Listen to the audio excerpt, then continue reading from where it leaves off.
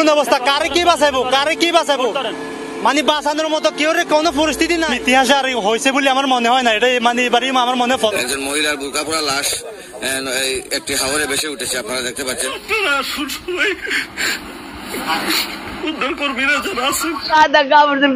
কিচ্ছু নাই,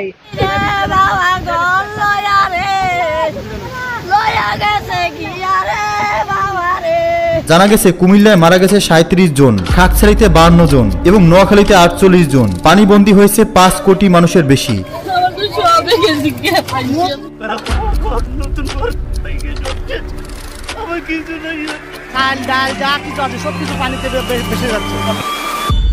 দর্শক, এই মুহূর্তে আমরা যে ছবিটি দেখতে পাচ্ছি এটি হচ্ছে চট্টগ্রামের ফটিকছড়ির কাজিরহাট মাঝপাড়া এলাকার একটি ছবি, যেখানে আমরা দেখতে পাচ্ছি একটি ছেলে বন্যার পানিতে ভেসে যাওয়া থেকে বাঁচার জন্য একটি বিদ্যুতের খুঁটি জড়িয়ে ধরে রয়েছে এবং তাকে উদ্ধারের জন্য স্থানীয়রা বিভিন্নভাবে চেষ্টা করছে।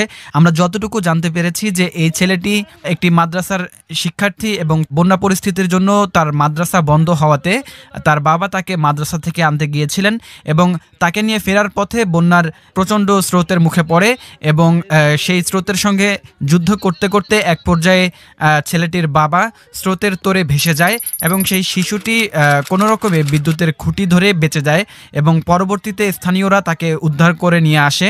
আমরা দেখতে পাচ্ছি যে তাকে এই মুহূর্তে উদ্ধার করে উপরে নিয়ে আসা হচ্ছে। আমরা যতটুকু জানতে পেরেছি যে বেলা 2:30টার কিছুটা আগে পরে এই সময়টাতে তার বাবা তাকে মাদ্রাসা থেকে নিয়ে আসতে যায়, কিন্তু রাস্তায় তারা প্রবল স্রোতের মুখে পড়ে এবং তার বাবা সেই তখন থেকে নিখোঁজ রয়েছেন। সর্বশেষ আমরা তথ্য পাওয়া পর্যন্ত এখন পর্যন্ত তার বাবার কোনো সন্ধান পাওয়া যায়নি।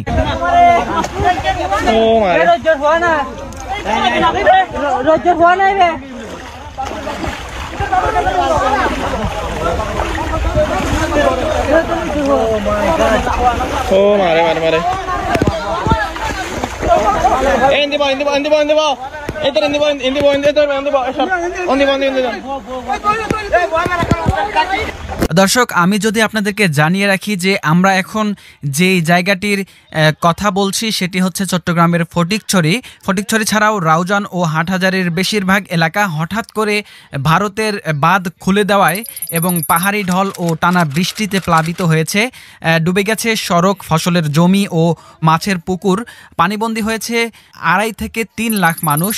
3 উপজেলার সঙ্গে জেলার যোগাযোগ একেবারেই ভেঙে পড়েছে। বৃহস্পতিবার সকালে খোঁজ নিয়ে জানা গেছে যে হাটহাজারী, ফটিকছড়ি ও রাউজানের আঞ্চলিক সড়ক তলিয়ে গেছে বন্যার পানিতে। এসব এলাকার গ্রামীণ রাস্তাঘাট, ঘরবাড়ি ও ফসলি জমিতে কোথাও কোমর সমান পানি, আবার কোথাও বুক সমান পানি। এতে চরম দুর্ভোগে দিন কাটছে এসব এলাকার বাসিন্দাদের। এছাড়াও স্কুল, কলেজ, মাদ্রাসায় পানি ঢুকে পড়ায় বন্ধ হয়ে গেছে অধিকাংশ শিক্ষা প্রতিষ্ঠান।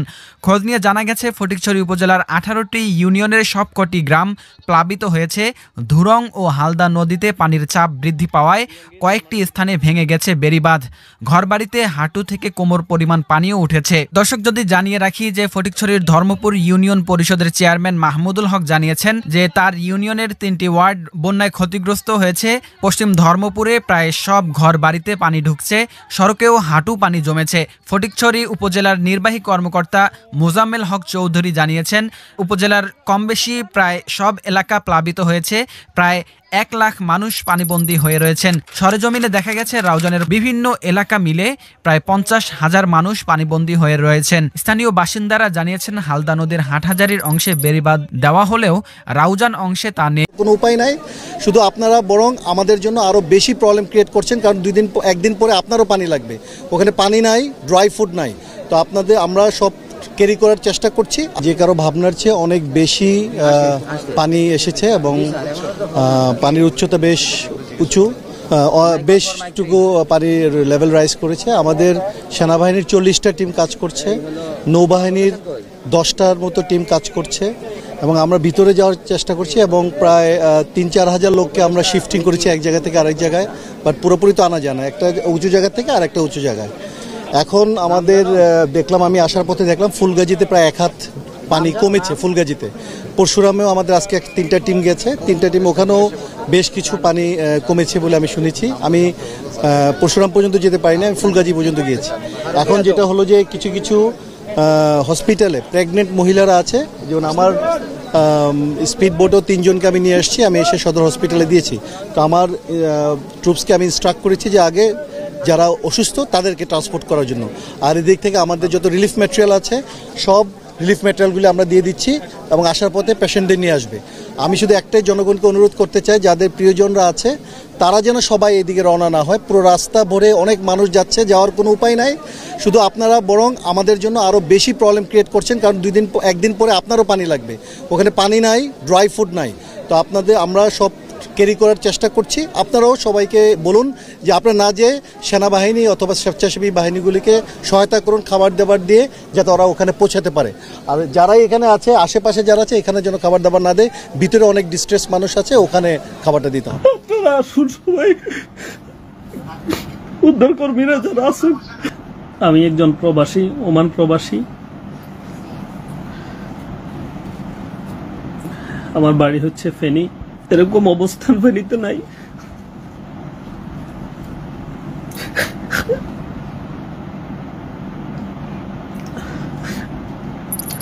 আমাদের 6 নং ওয়ার্ড, রাধানগর ইউনিয়নের 6 নং ওয়ার্ডটা যদি উদ্ধার কর্মীরা যদি মোহরিগঞ্জ থেকে যদি নামে তাহলে আমরা লাস্ট সীমানায়, ফেনী থেকে যদি আসে তাও আমরা লাস্ট সীমানায়।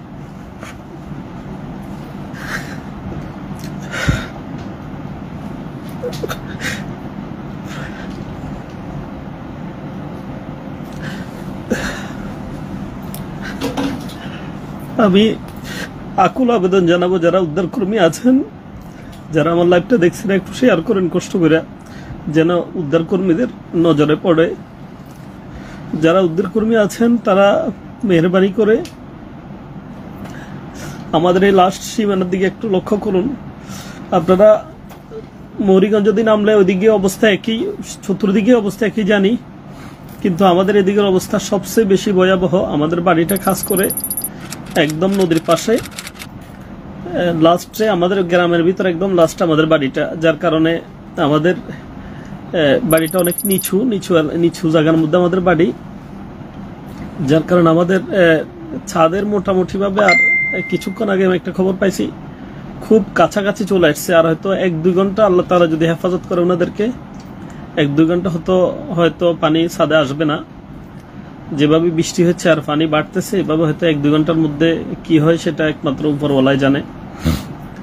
আর আমাদের বাড়ির পাশে কিছু হিন্দু বাড়ি আছে, আমাদের বাড়ির পাশে আরো একটা বাড়ি আছে, আমাদের সামনে বাড়ি, খাস করে এখান দিয়ে 4-5টা বাড়ির অবস্থা খুবই ভয়াবহ। এগুলো নিচু জায়গাতে পড়ছে, আমাদের গ্রামের ভিতরেও নিচু জায়গাতে পড়ছে। আপনারা মেহরবানি করে, দয়া করে উদ্ধার কর্মী যারা আছেন, আপনারা মেহরবানি করে একটু ওদিক থেকেও করেন। কেউ ওদিকে মোহরিগঞ্জ, ছাগলনাইয়া, নিসপানুয়া, কুহুমা, এদিক দিয়ে লস্করহাট, মোটবি, কিছু উদ্ধার কর্মী যদি সোজা আমাদের গ্রামে চলে আসতেন, আমাদের সাইডে চলে আসতেন, তাহলে বেশি বেশি উপকৃত হইতাম আমরা, আমাদের গ্রামবাসী উপকৃত হইতো। মেহরবানি করে আমাদের এলাকা থেকে দিকে একটু দেখেন, আপনারা খেয়াল করেন একটু। অবস্থা খুবই ভয়াবহ আমাদের গ্রামে। আমি কথা বলার মতো সেই অবস্থানও আমার নাই। সেই কালকে রাত্র থেকে একটা সেকেন্ড বালুসের সাথে আমার মাথাটা লাগে নাই, একটা সেকেন্ডের জন্য শুই নেই। অনেক চেষ্টা করছি, সর্বোচ্চ চেষ্টা করছি। আমার মাটা অনেক বৃদ্ধ, কলিজাটা ফেটে যাচ্ছে।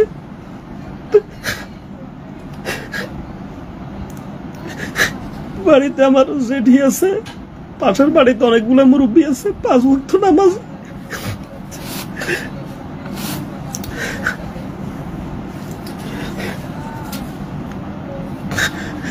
মেহরবানি করে একটু আমাদের এদিকে একটু খেয়াল করেন আপনারা যারা উদ্ধার কর্মী আছেন। আমি আমার জায়গা থেকে অনেক চেষ্টা করছি, সকল চেষ্টা করে আমি ব্যর্থ হয়েছি। কেউ আমাদের এদিকে আসতেছে না, ভিতরে আমাদের জায়গাটা ভিতরে বলে কেউ আসতেছে না।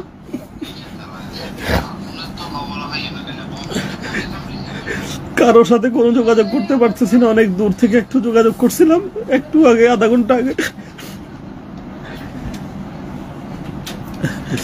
একটু মেহরবানি করে আমাদের গ্রামের দিকে তাকান আপনারা যারা উদ্ধার কর্মী আছেন। আমাদের 8 নং রাধানগর ইউনিয়ন, ছাগলনাইয়া থানাধীন 8 নং রাধানগর ইউনিয়ন, লক্ষ্মীপুর গ্রাম, 6 নং ওয়ার্ড লক্ষ্মীপুর গ্রাম। একটু মেহরবানি করে আসেন, আমাদের লোকেশনটা হচ্ছে ফেনী থেকে আসলে লস্করহাট হয়ে বুনিয়ারহাট, তারপরে আমাদের বুনিয়ারহাট থেকে আমাদের গ্রাম ব্রিজ আছে, ব্রিজের পরে আমাদের গ্রাম। আর এদিক থেকে মৌরিগঞ্জ হয়ে শান্তিরহাট, নতুন করেইয়া, তারপর আমাদের গ্রাম। আমাদের এলাকাতে চলে আসতে পারবেন এভাবে আসলে। ছাগলনাইয়া থেকে আসলে ছাগলনাইয়া হয়ে আবার শান্তিরহাট হয়ে এদিকে মেহেরবানি করে আপনারা যারা উদ্ধারকর্মী আছেন আমাদের এলাকার দিকে একটু দেখেন, সুনজর দেন আপনারা। না হলে আমাদের বিল্ডিং এর ছাদের উপরে 40-50 জন, আমাদের পুরা বাড়ির পাশে আমাদের মামাদের বিল্ডিং, আমাদের মামার বিল্ডিং এর উপরে ওদের ফ্যামিলিটা পুরা। আমাদের আমাদের পাশের বাড়িতে ওদের ছাদের উপরে সবাই, ওদের একই অবস্থা। পাশে হিন্দু বাড়িদের একই অবস্থা। আপনারা মেহেরবানি করে যারা উদ্ধারকর্মী আছেন কিছু আমাদের গ্রামে পাঠান। যদি না পাঠান তাহলে 1-2 ঘন্টা পরে কি ঘটে যাবে এটা একমাত্র উপরওয়ালা জানে।